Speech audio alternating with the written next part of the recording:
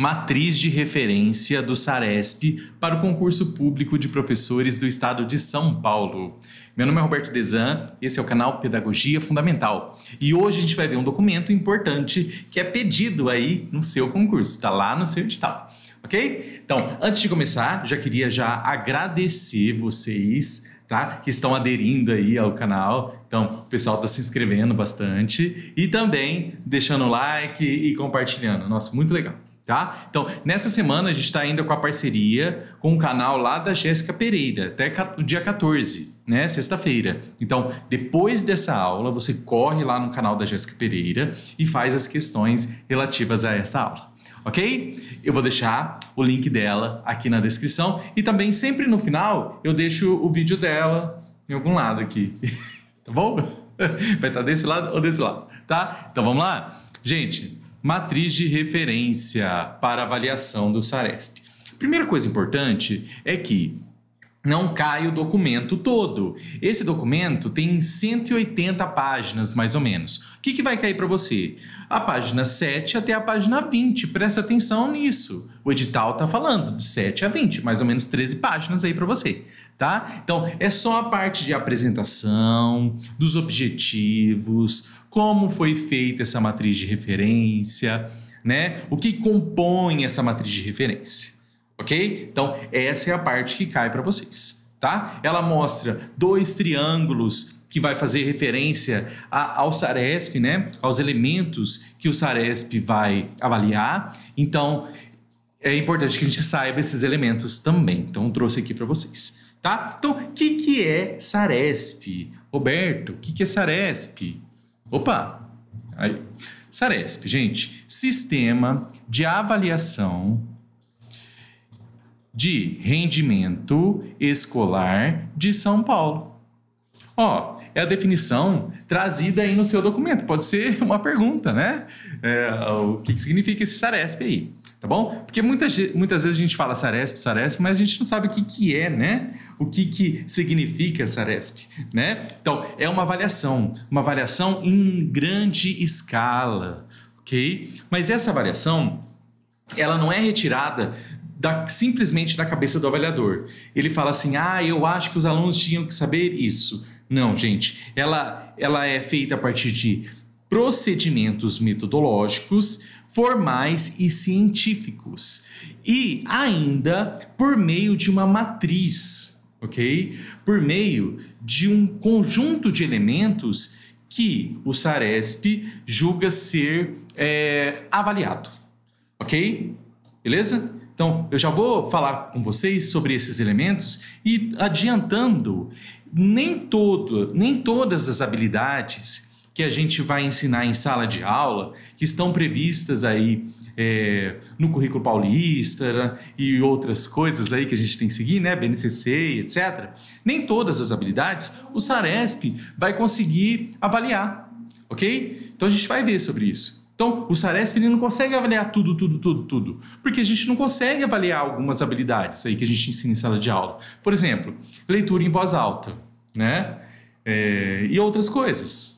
Ok? Então, existem habilidades que não dá para ser avaliada aí por meio de textos, né? Por meio de alternativas. Tanto que foi incluído um tipo de questão que a gente tem no SAEB também, tá? Então, SAEB é o nacional, o SARESP é aqui do estado de São Paulo. Um tipo de questão, principalmente na matemática, né? A questão na matemática, que é uma questão que o aluno constrói, né? E ele vai escrever essa questão. Para quê? Para que o avaliador veja como esse aluno pensou. Qual foi o procedimento que ele usou.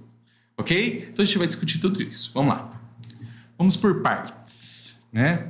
Eu sou ansioso, acabo me atropelando aqui. Então, o SARESP, ele vai sintetizar dados e produzir informações sobre o desempenho dos alunos, né? As avaliações fazem isso, né? Se você for dar uma olhada em definições, conceitos de avaliação, a avaliação é isso, né? Produzir informações para você tomar uma decisão, ok? Então o SARESP é para isso também, tá? Quais alunos? Então, da segunda, quarta, sexta e oitava séries, quando a gente falava em séries, e quando no ensino de 9 anos, no ensino fundamental de 9 anos, no terceiro, quinto, sétimo e nono, ele pôs séries, gente, mas a gente fala anos hoje em dia, né? Esse documento aí é de 2009, tá? Mas está escrito lá séries, por isso que eu pus séries para você, ok? E também o terceiro ano, né? A terceira série do ensino médio, o antigo terceiro colegial, tá? Então, esses alunos fazem parte da educação básica, né? No nível de educação básica. Tá? Eu tenho a educação básica e a superior, né? 2 níveis, lembra? 2 níveis e dentro da educação básica eu tenho 3 etapas, tá? Quem tem dificuldade sobre isso, dá uma olhada nas minhas aulas sobre a LDB. A LDB está dividido certinho, ok? Eu pretendo fazer algumas aulas aí de LDB na semana que vem para vocês, tá? Se vocês têm alguma dificuldade, coloca aí na descrição. Vamos lá. O que será avaliado? Então, ó, a avaliação ela é feita anualmente. E toda vez que for avaliado, a gente vai ter língua portuguesa e matemática, ok? Agora, anual e alternadamente, eu tenho ciências da natureza e ciências humanas, tá? Então, o que vai ser avaliado? Aquilo que o aluno deveria ter aprendido, tá? Aquilo que o aluno deveria ter aprendido.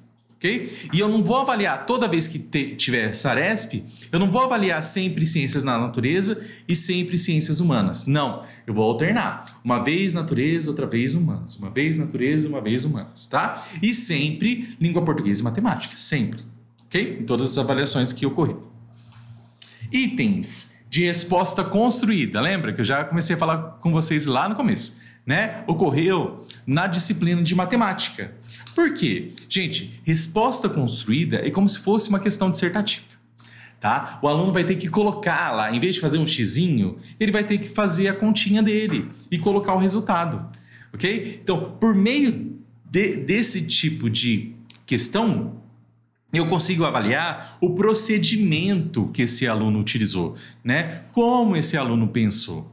Entendeu? Então é importante, depois houve essa inclusão de resposta construída, tá? No SAEB também tem, beleza? Então, para que uma matriz? Por que eu quero uma matriz, né? Então a matriz é a base a partir da qual a gente vai fazer essa avaliação, ok? A gente não, o governo do estado de São Paulo, tá? Então, para avaliar a ocorrência efetiva de aprendizagem, se realmente os alunos aprenderam, ok? Uma matriz de referência pode ter muitas finalidades. A mais importante, presta atenção, delas é o seu poder de sinalização das estruturas básicas de conhecimento a serem construídas por crianças e jovens, por meio dos diferentes componentes curriculares em cada etapa da escolaridade básica, da educação básica, ok? Aí no ensino fundamental e no ensino médio, né? Porque não tem SARESP para educação infantil, tá? Então, eu coloquei aí em negrito, por quê? Porque é uma parte que do texto ela foi destacada ainda, ok? Ou um destacamento aí, então pode ser que caia na sua prova, tá? No final, gente, eu trouxe partes destacadas do texto que eu achei importante. Então, como que é o texto? Eu vou deixar o texto aqui embaixo para vocês pegarem, então só leia a parte que vai cair, né? Então, o texto, ele é apresentado de uma forma e lateralmente tem partes destacadas do mesmo texto, entendeu? Então, é partes que o documento acha importante. Então, eu considerei importante a gente ler na íntegra essas partes, tá? Mas é pouca coisa, acho que uns 4 slides aí, tá? Mas lá no finalzinho, beleza? A gente vai ler junto. Vamos lá. Por meio do SARESP, a Secretaria de Educação do Estado de São Paulo reafirma compromisso de monitorar o desenvolvimento do plano de metas, vinculado à melhoria da qualidade da educação de maneira clara e objetiva, de tal forma a promover os ajustes necessários para que os alunos tenham acesso à construção dos conhecimentos a que têm direito. Beleza? Aí agora eu vou trazer o primeiro triângulo aí, que ele vai trazer elementos sobre esse SARESP, Ok? Então, esse primeiro triângulo, ele é relativo à avaliação. Se essa avaliação está cumprindo sua função social, né? Se a escola está cumprindo. Beleza? Então, ó, a avaliação. Quais são os elementos dessa avaliação? Então, ó, eu tenho os vértices, né, do triângulo e eu tenho os lados. Beleza? Então, os vértices, gente, representam fundamentos dessa matriz, né? Então, conteúdos, habilidades e competências. Tá joia? Então, e aqui nos lados eu tenho, por exemplo, a escala de proficiência. Ela sintetiza o domínio dos conteúdos e habilidades, né? Depois eu tenho níveis de desempenho e aqui embaixo as disciplinas propriamente ditas, ok? Então vamos lá. Ó, vértice do triângulo.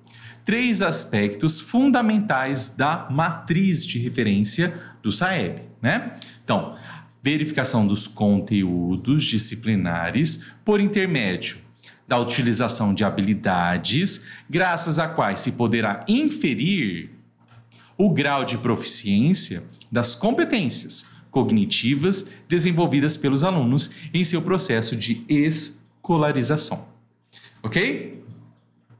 Aí, do lado esquerdo, o que eu tenho do lado esquerdo, gente? Eu tenho a escala de proficiência, ok? Para você lembrar, desenha o triângulozinho aí no teu caderno, tá? Desenha aí umas 2 vezes hoje, depois desenha mais outras vezes, tá bom? Para você lembrar deles. Vão ter 2, beleza? Vão ter 2 triângulos. Esse é o primeiro. Então, escala de proficiência, olha lá. Sintetiza, a gente conversou um pouquinho, o domínio dos conteúdos e habilidades alcançados, o que permite inferir o nível do domínio das competências avaliadas. É importante, a gente fala muito sobre escala de proficiência, né? Existe a escala de proficiência do 2º ano, do 5º ano, ok? Eu falo de 2º e 5º ano porque eu trabalho mais com a educação no ensino fundamental 1, né? Estou na direção de uma escola de ensino fundamental 1, tá? Mas eu tenho aí conhecimento dos outros ensinos. Vamos lá, lado direito. O que eu tenho aqui? Os níveis de desempenho.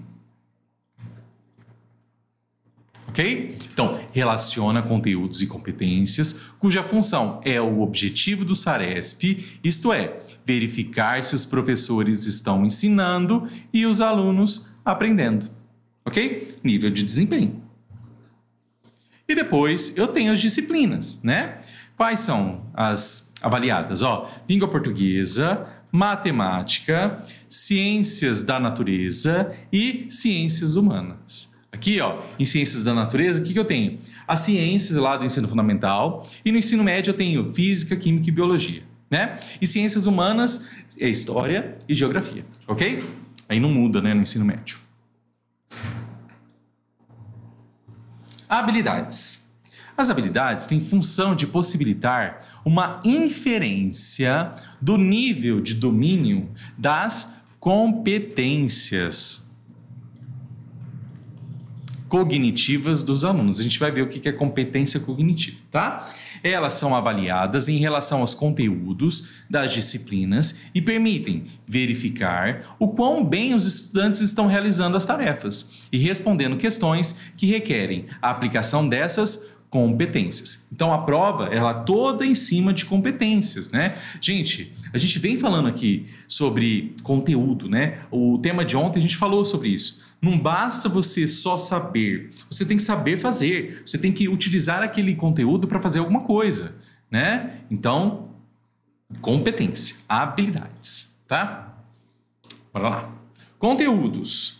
A matriz representa olha aqui, importante, ó, recorte do conteúdo e também privilegia algumas competências e habilidades a eles associadas. Por quê? Imagina uma prova, uma avaliação, você não consegue avaliar todos os conteúdos que a gente ensina no ensino fundamental. Por exemplo, enorme, né, o ensino fundamental. Como que eu vou avaliar isso? Ok? E como dentro daquele conteúdo eu vou eu vou avaliar todas as habilidades. Não dá também, ok? Então, eu apresento um recorte. Essa matriz ela vai ter uma parte do conteúdo, não o conteúdo completo, tá? E estamos quase na metade já da aula. Meu Deus do céu, foi rapidão, né? Ó, lembra de ir lá no canal da Jéssica, hein? Vai no canal da Jéssica depois dessa aula, que lá vão ter questões, ok? E antes da gente continuar, já deixa seu like aí pra gente, tá? E se você não é inscrito, se inscreve e considere ser membro do canal. O que é isso, gente? Membro do canal. A gente tem um membro preparação permanente, onde eu tenho conteúdos extras, ok? Não é Tem gente perguntando para mim se é um curso completo. Não é um curso completo para professor do estado de São Paulo. A gente está vendo a parte geral. E lá na parte extra, que é na área de membros, que é um valor bom, né, gente? R$ 7,99 só. Então, lá a gente tem questões para resolver. Então, eu vou resolvendo questões toda semana com vocês. Entendeu? É isso, tá? É um extra. É para você praticar. É muito bom, né? E eu pretendo também fazer mais conteúdo sobre o currículo paulista aí que vai estar na sua questão dissertativa, tá? Vamos lá. Tudo certo? Isso. Então, competência cognitiva. Já estamos quase terminando. Ó, competência cognitiva. O que seria, gente? Ó, modalidades de inteligência. Essas modalidades, elas expressam o que é necessário para compreender ou resolver um problema, né? Seria como que eu vou resolver um problema por meio dos meus conhecimentos, né? Simplificando aí para vocês, né? Então, ó, o que é necessário para compreender ou resolver um problema. Tá? E existe meio que níveis, né? Grupos de competência cognitiva que a gente vai ver mais adiante. Vamos lá. Essas competências estão relacionadas às habilidades dos alunos, abrangendo as atividades que eles realizam e a forma como as executam. As habilidades como classificar, seriar, ordenar, conservar, compor, decompor, fazer antecipações, calcular, medir, interpretar, fazem parte das competências cognitivas envolvidas na realização das tarefas e na resolução de problemas. Tá vendo aí, ó? Não é simplesmente fazer soma, né? Não é simplesmente ler ou escrever. Você tem que interpretar, você tem que fazer essa noção de conservação, noção de classificação, né? Fazer uma interpretação, uma antecipação. Né? Então, é muito mais do que só saber ler ou só saber fazer conta, entendeu? Então, são habilidades. Vamos lá. E dentro dessas competências cognitivas, eu tenho um outro triângulo, né? E ele traz nos vértices dos triângulos os grupos de competência cognitiva. Então, eu tenho o grupo 1, esquemas preservativos não. Presentativos, hein? Não é preservativos, não. Presentativos. Esquemas presentativos. Vamos lá. Grupo 2. Esquemas procedimentais. Tem relação com procedimentos, né? E o esquema 3, esquemas operatórios. Tá bom? Então, a gente vai ver do 1 até o 3. Então, esses vértices indicam grupos de competências avaliadas e os esquemas cognitivos que lhes correspondem. Ok? E esses lados, eles vão ligar os grupos de competência, né? O compreender vai ligar esses dois, o observar esses dois e o realizar esses dois, o 3 e o 2. Ok? Vamos lá, para a primeira competência. Grupo 1, competências para observar, né? Que ele chamou de esquemas presentativos. Foi baseado lá em estudos do Piaget. Ok? Então, esse tipo de esquema, o que é esquema apresentativo ou representativo, não está descrito no texto, tá? Então, você não precisa se preocupar com isso, tá bom? Só se Piaget cair no teu conteúdo específico aí de prova, tá? Então, ó, refere-se a esquemas apresentativos ou representativos propostos por Piaget, né? Então, ele está ligado com a ideia de leitura, tá bom? Ó, os alunos podem ler a prova em sua dupla condição. Então, ler em dois sentidos. Ler de registrar perceptivamente o que está proposto e também interpretar esse registro como informação que torna possível assimilar a questão e decidir sobre a alternativa que julga mais correta. ok? Isso dentro da prova. Vamos lá. Agora, gente, o que aconteceu? Ele traz habilidades dentro desses grupos. Então, são 3 grupos e 3 conjuntos de habilidades. Eu podia falar para vocês aqui, ó, vai lá no documento e lê. Mas, quando eu estava fazendo os slides, eu fiquei com peso na consciência. Não vou falar assim, vai lá e lê. Eu vou ler aqui com vocês, tá? Então, se vocês estiverem aí com pressa, passa um pouquinho para frente. Mas eu vou ler junto com vocês. Vamos lá. Habilidades do grupo 1.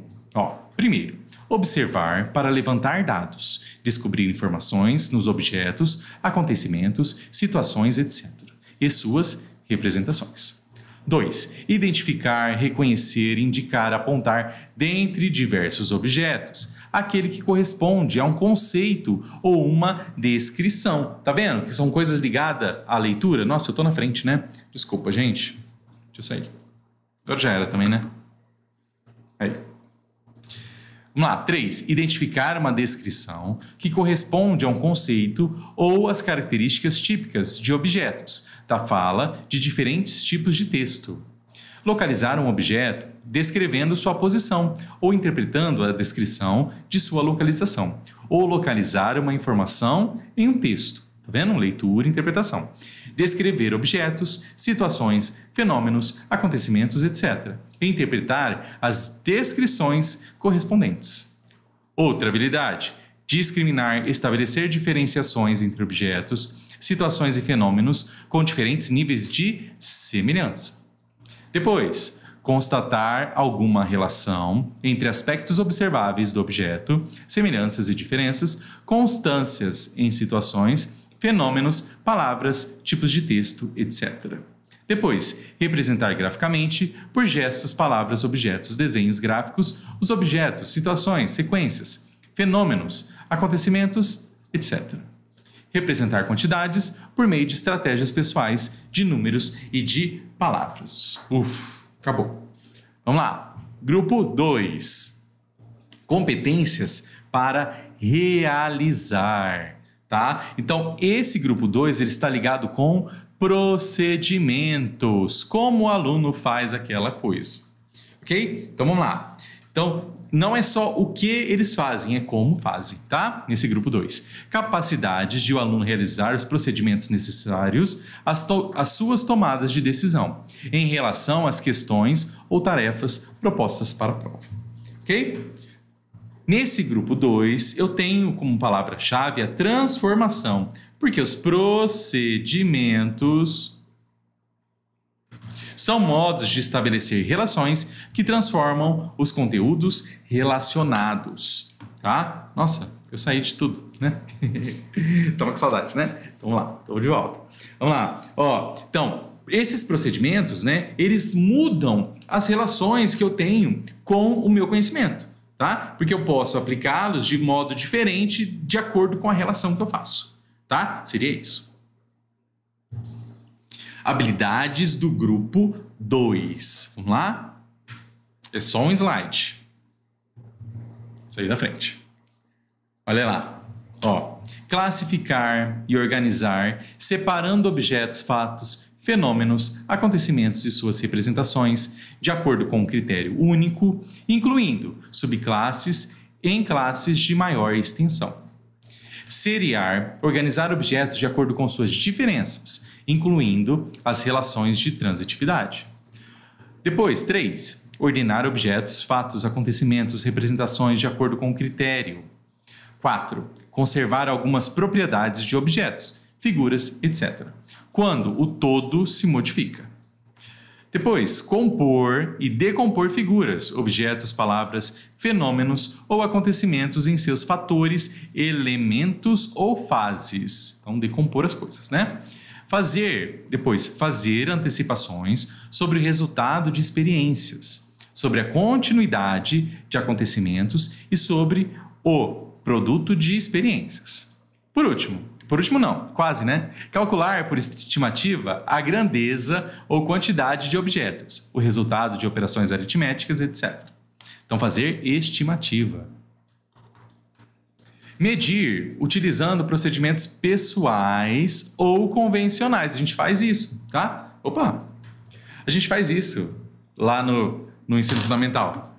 gente faz, né? A gente vai ensinar os alunos a medir, então primeiro a gente mede com a palma, depois mede com o dedo, né? Fala, quantos dedos deu teu? Quantos dedos deu teu? E aí vai medindo, né? E aí até que a gente chega na régua, ok? Ou na fita, ou em outros tipos, ok? Legal, sim.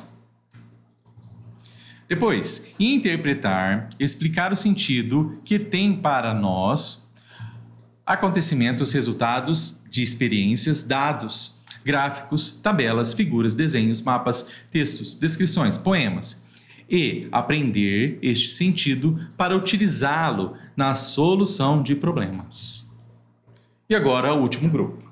Grupo 3, competências para compreender. Gente, essa parte já é um raciocínio mais crítico, mais hipotético, tá bom? Então, são situações mais complexas, de raciocínio mais complexo, tá? Tanto que ele fala que aqui, o grupo 3, são as habilidades que muitas vezes os alunos vão ter dificuldade, que se eles estivessem representados pelos outros grupos, ele não ia conseguir fazer.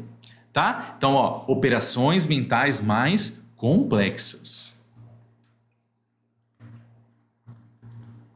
Que envolvem pensamento proposicional ou combinatório, graças ao qual o raciocínio pode ser agora hipotético dedutivo, ok? Então, resolver problemas pouco prováveis para o nível anterior.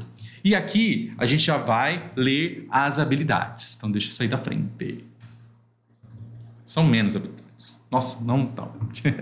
Vamos lá. Analisar objetos, fatos, acontecimentos, situações com base em tá vendo aqui, ó, princípios, padrões e valores. Tá? Já é além, você ter princípios, né? Aplicar relações já estabelecidas anteriormente ou conhecimentos já construídos a contextos e situações diferentes. Aplicar fatos e princípios a novas situações para tomar decisões, solucionar problemas, fazer prognósticos, etc.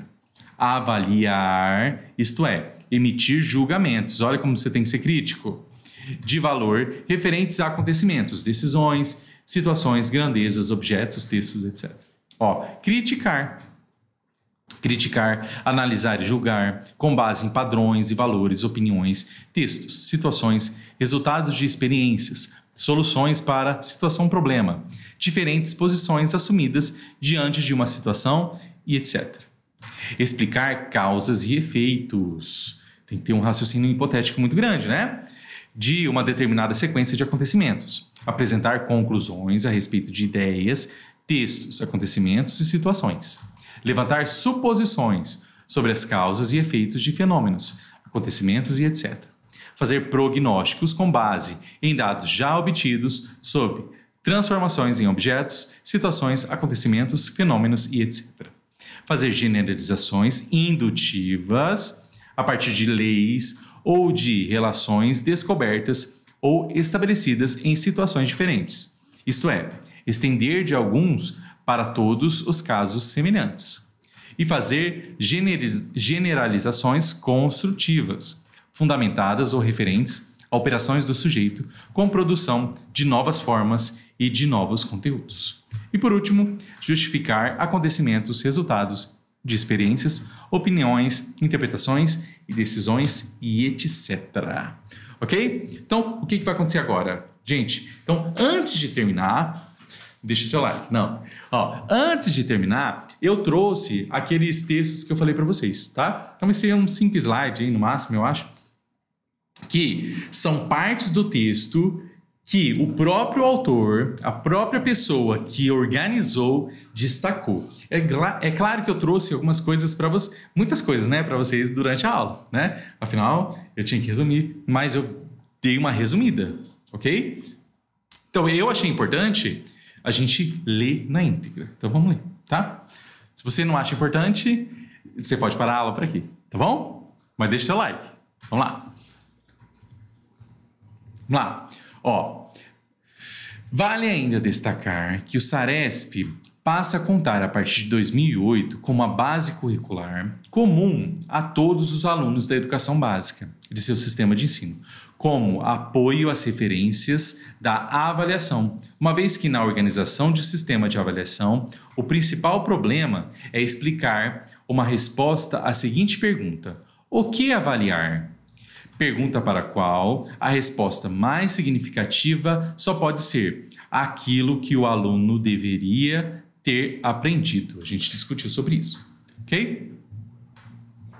A proposta curricular, referência comum a todas as escolas da rede, descreve o elenco de metas e de aprendizagens desejáveis em cada área, estabelecendo os conteúdos disciplinares a serem desenvolvidos em cada ano ou ciclo, e o que se espera que os alunos sejam capazes de realizar com esses conteúdos, expresso na forma de competências e habilidades claramente avaliáveis. Então, são as avaliáveis, né?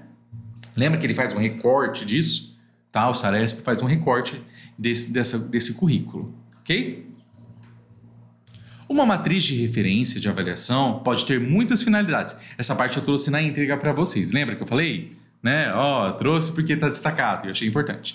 Então, muitas finalidades. A mais importante delas é o seu poder de sinalização das estruturas básicas de conhecimento a serem construídas por crianças e jovens, pelos educandos, né? Pelos alunos, por meio dos diferentes componentes curriculares em cada etapa da escolaridade básica, do ensino básico.